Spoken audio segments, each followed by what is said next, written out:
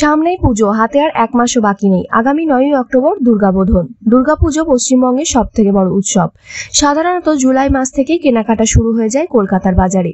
September মাসে 2টি রবিবারও পেরিয়ে গেছে। টলি তারকারা কেমন কেনাকাটা করছেন? অভিনেত্রী সোলাঙ্কি রায় পুজোর কেনাকাটা নিয়ে ভাবতেই চাইছেন না এই মুহূর্তে। তিনি বলেন, একসময় শুধু পয়লা বৈশাখ আর পুজোর জামাকাপড় কেনা হতো সারা বছরের জন্য।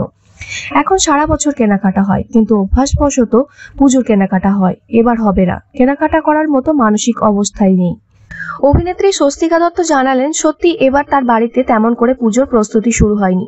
স্বস্তিকা বলেন, এমনিতেই আজকাল আমি আর পুজোর জন্য আলাদা করে কিছু কিনি না। সারা বছর তো কেনাকাটা চলতেই থাকে, তবে পরিবারের জন্য কিনতে হয়। তবে এবার বাবা মাও নিষেধ করেছেন।